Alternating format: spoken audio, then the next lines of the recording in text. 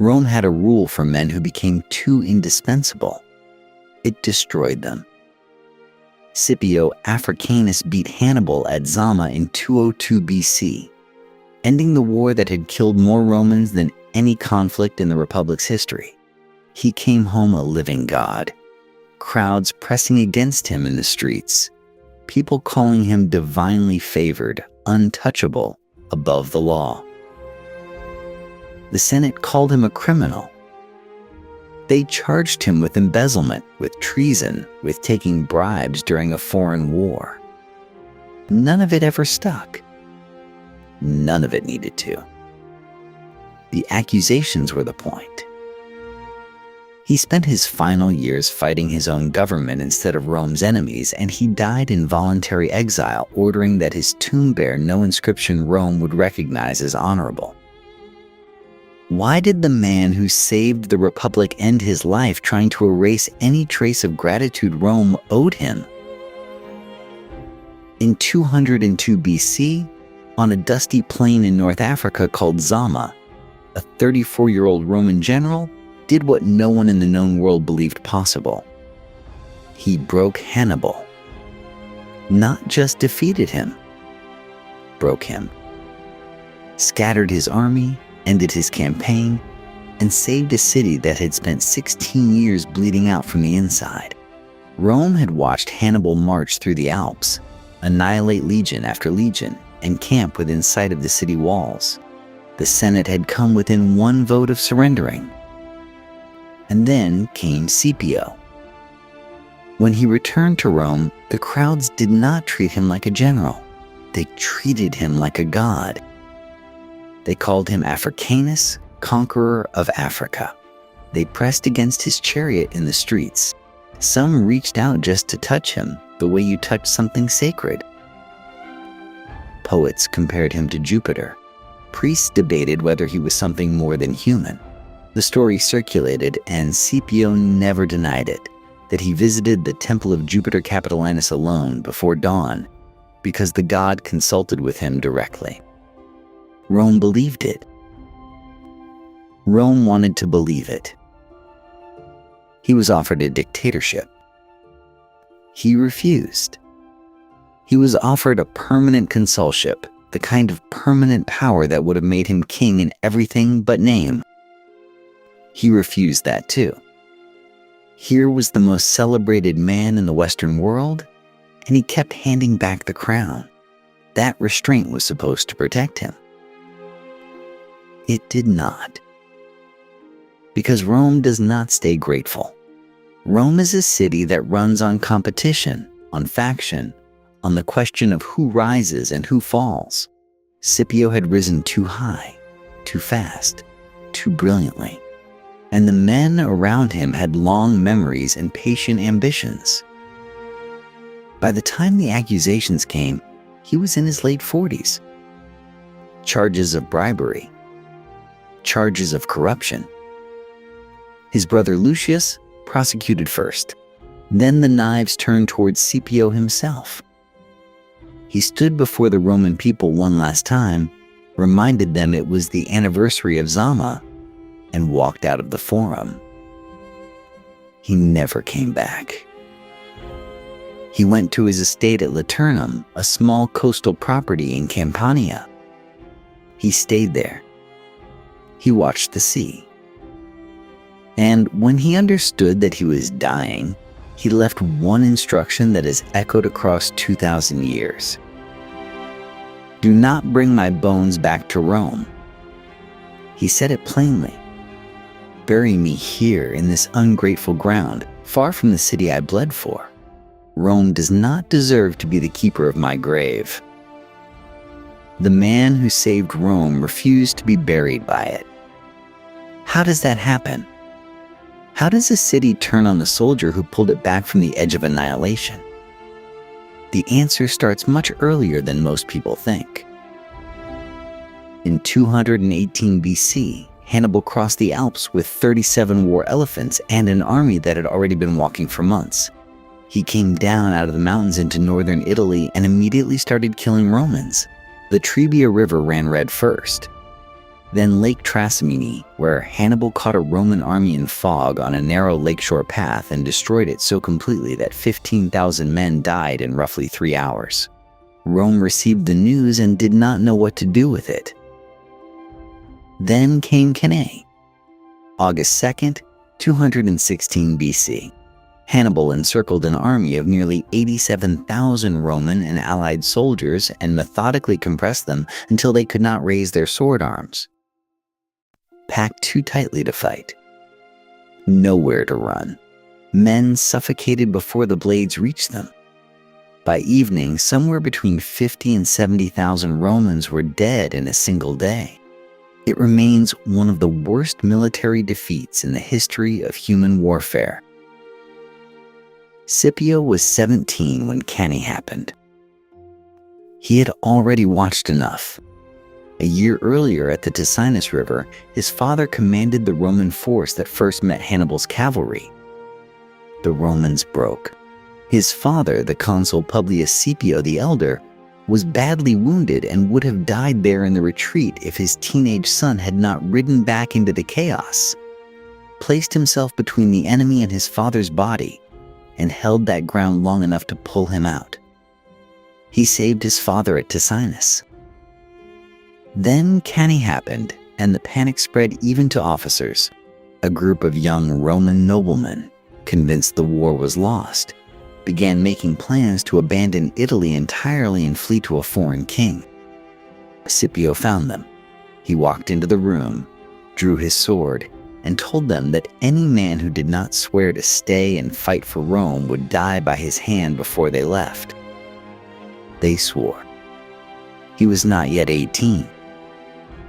But the war was about to take something from him that his sword could not prevent.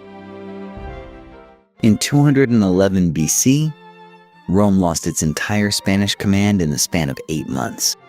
First Gnaeus Scipio killed in ambush. Then Publius Scipio the Elder, surrounded and cut down before a relief force could reach him. 2 generals. 2 armies. Gone. The Spanish front, which had been holding Carthaginian reinforcements away from Hannibal and Italy, collapsed almost overnight. The Senate needed a replacement. Nobody raised their hand.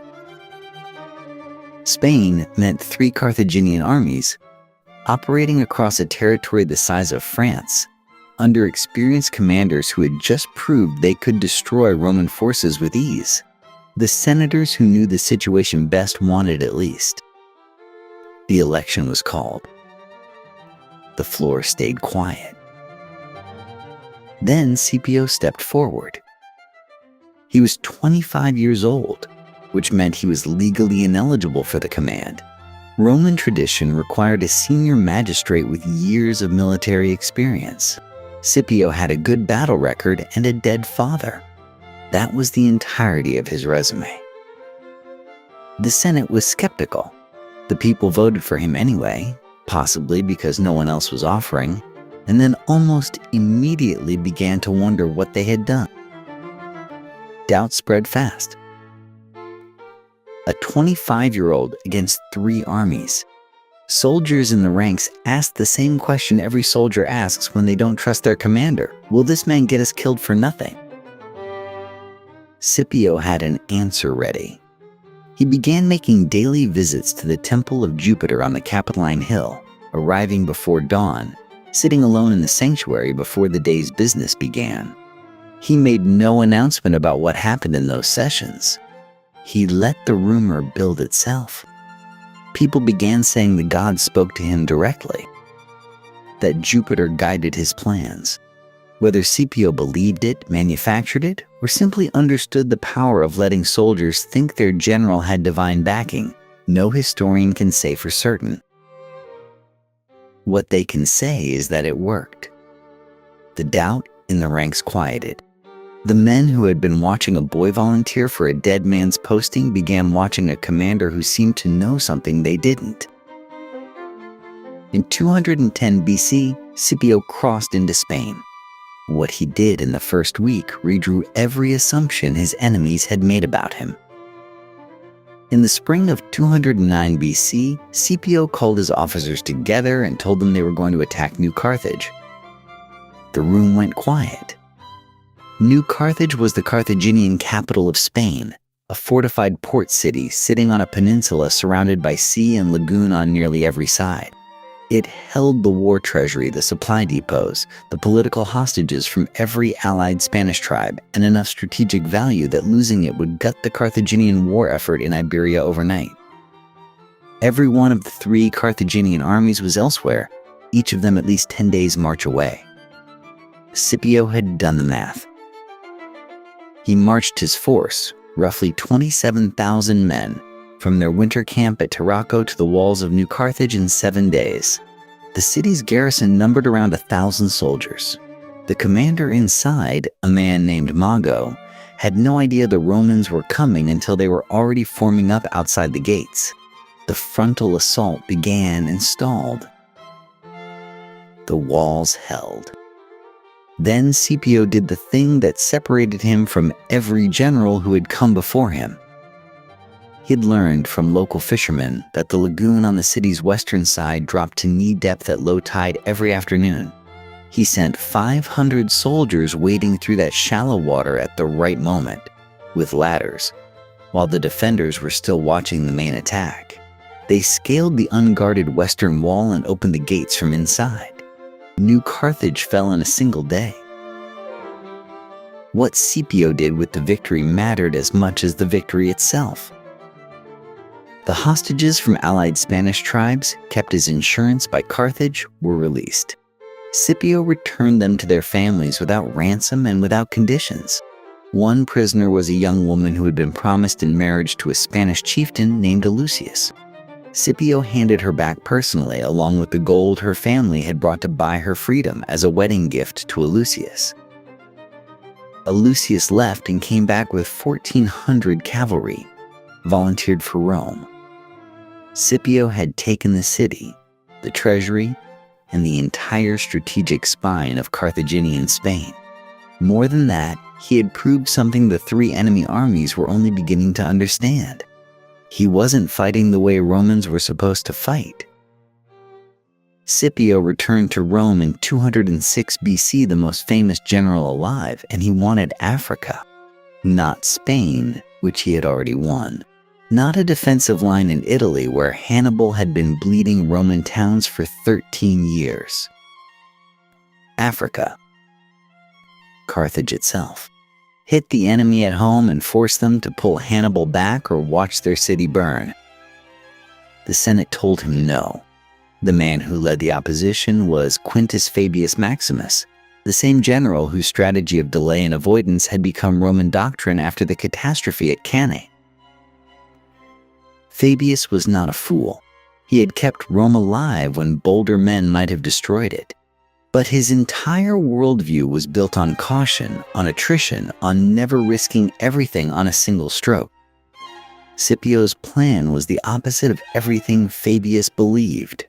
Fabius argued the invasion was reckless, that Hannibal should be finished in Italy first, that a young consul with one campaign behind him had no business gambling the Republic on an amphibious assault against a fortified continent. Scipio was 31 years old. He had never lost a battle. He did not back down.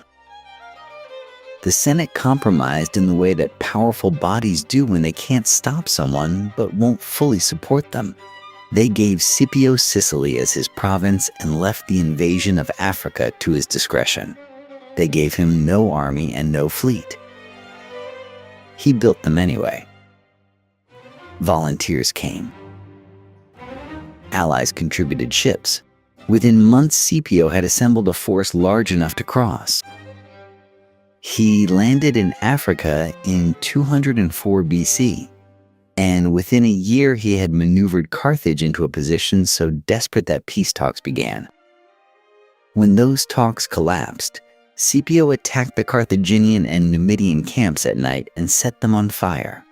Tens of thousands of soldiers, caught sleeping, died, or fled. 2 armies destroyed before sunrise. Carthage sent one message in response. recall Hannibal. The man who had crossed the Alps, crushed Rome's armies at Trebia and Trasimene and Cannae, who had spent 15 years untouchable in Italy, was now sailing home to save his city. Scipio had done what no Roman general had managed in a generation. He had made Hannibal run. But Hannibal was still Hannibal. They met before the battle. Two men, face to face, somewhere on the North African plain in 202 BC. No aides, just interpreters. Hannibal spoke first. He told Scipio that he had seen what war costs, that Carthage would accept terms, that both men were too brilliant to gamble everything on a single afternoon. He was not wrong. He was also not persuasive. Scipio told him the time for terms had passed. Carthage had already agreed to a peace, then broken it. Whatever was going to be settled between them would be settled on the field. They walked back to their armies. Hannibal had 80 war elephants massed at the front of his line, the largest concentration of battlefield elephants in the Punic Wars. They were meant to do what elephants always did: crash into the enemy formation, shatter discipline, turn soldiers into a running mob that cavalry could cut apart. It was a proven tactic. Against most Roman armies, it would have worked. Scipio had been thinking about those elephants for months. He ordered his legions to form with gaps between the maniples, clear lanes running straight through the Roman lines front to back. Not a weakness, a valve. When the elephants charged, Scipio's men blew horns and shouted, and the animals panicked, many of them veering sideways into Hannibal's own cavalry on the flanks. The rest funneled harmlessly through those open lanes and out the back of the Roman formation, spent and directionless. 80 elephants neutralized in minutes. The infantry lines crashed together. Hannibal's veterans were among the best soldiers alive, and they held. For a time, this was the most dangerous battle Scipio had ever fought. The outcome was not certain. What changed it was the cavalry. Scipio's horsemen, under the Numidian commander Massinissa and the Roman officer Laelius, had chased Hannibal's cavalry off the field early in the fight. Now they came back. They hit Hannibal's infantry from the rear while Scipio's legions pressed from the front. 20,000 Carthaginian soldiers died at Zama. Another 20,000 were captured. Hannibal escaped with a handful of men. He rode back to Carthage and told the Senate himself. The war was over. He had been fighting Rome for 17 years. He had never been beaten until today. The peace Scipio imposed was crushing. Carthage surrendered its navy, all but 10 ships. It gave up its overseas territories. It agreed to pay 10,000 talents of silver over 50 years. It could not go to war with anyone ever again without Rome's permission. Carthage was alive but defanged. Rome had won the Mediterranean world, and Scipio, 33 years old, came home to a city that would call him the greatest Roman who ever lived. For now. Rome had never seen anything like it. When Scipio's procession moved through the city in 201 BC, crowds pressed in from every street, every rooftop, every temple step. The Senate gave him the name Africanus, the first Roman general ever honored with a cognomen taken from the people he had conquered. Not just a victory, a transformation. He was no longer merely Publius Cornelius Scipio. He was the man who had broken Carthage. The honors did not stop there. Roman citizens offered him the consulship year after year in perpetuity. Some pushed further, a permanent dictatorship, powers without precedent, a status that had no name in Roman law because Rome had never needed a name for it before. What they were describing, though none of them would quite say it aloud, was a king. Scipio declined. Every time. But the fact that the offers came, that Romans stood in the forum and made them openly, was itself a rupture. He did not help himself by downplaying what he was. Scipio cultivated the story, never denied it, that he received visions from the gods, that Jupiter had marked him before birth, that his victories came from something beyond mere military genius. Roman generals were supposed to credit the legions, the Senate, the gods in their proper place. Scipio seemed to suggest he had a more direct line. Crowds believed him. That was the problem. Marcus Porcius Cato, the man history would call Cato the Elder, was watching all of this from a careful distance. Cato was everything Scipio was not. A farm boy from the Italian countryside, ostentatiously plain, deeply suspicious of anything that smelled of Greek sophistication or personal glory. He had served under Scipio in Africa. He had seen the camps Scipio kept, the Greek-style ease, the aura of divine favor that Scipio did nothing to discourage. Cato did not forget. He did not say much yet. But he remembered. The Republic had expelled its kings 400 years earlier and built its entire identity around that expulsion. The system was designed to prevent one man from rising too high. 2 consuls, not 1.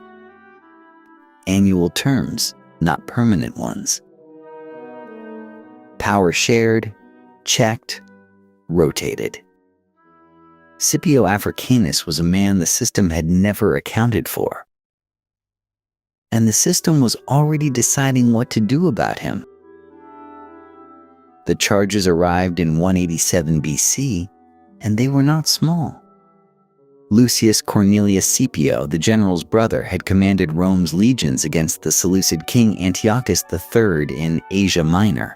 The campaign had been a success. Antiochus had been routed at Magnesia, and among the spoils came an enormous indemnity, 500 talents of silver, paid in installments.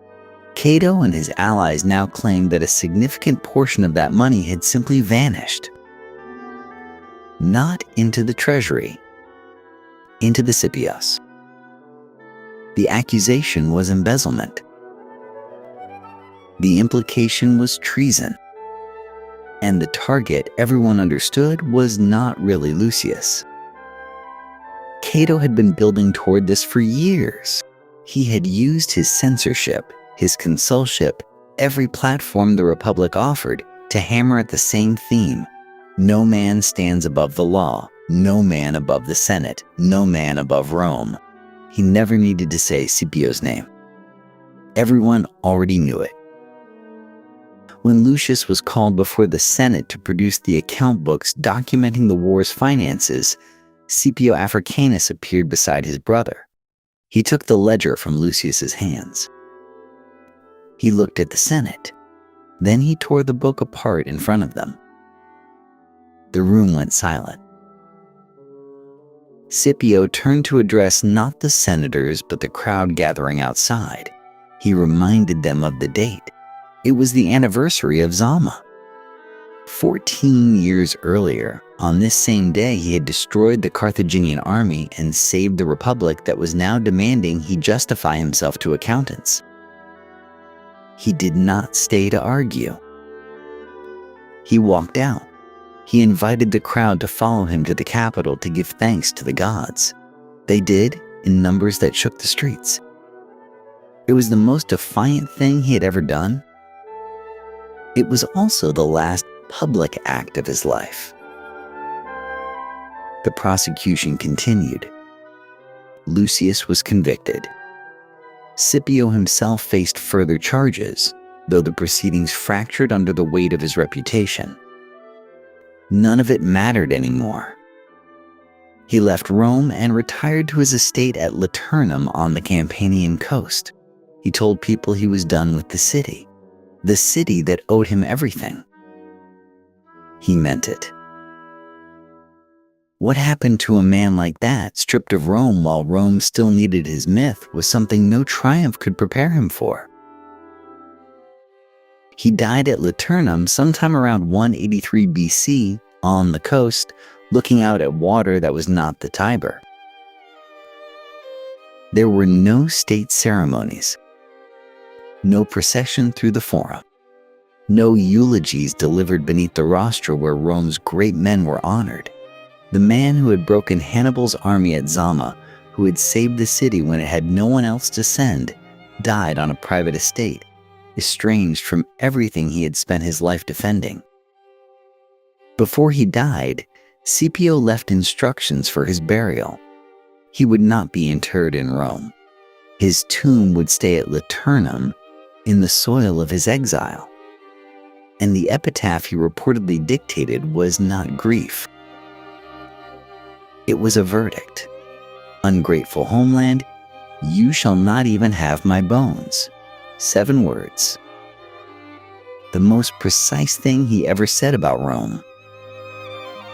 What makes the timing almost unbearable is this. Hannibal died the same year.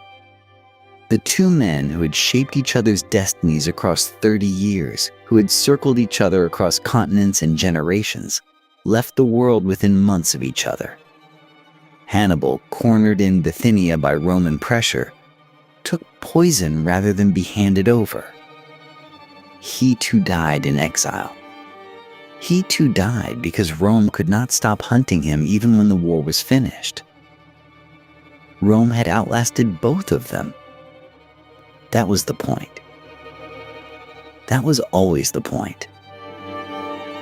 Scipio's legacy split in two and stayed that way. He was Rome's greatest general, the man who made the empire possible, the architect of a victory that reshaped the ancient world. He was also proof of what the Republic did to men who grew too large for it. Cato had understood that, and Cato had won. The grave at Liternum still faced away from Rome. For centuries, Romans debated whether the city had been right or monstrous in how it treated him. They never settled it. They still haven't. That unresolved question is his real legacy. Not the triumph. The wound he left behind when he refused to come home.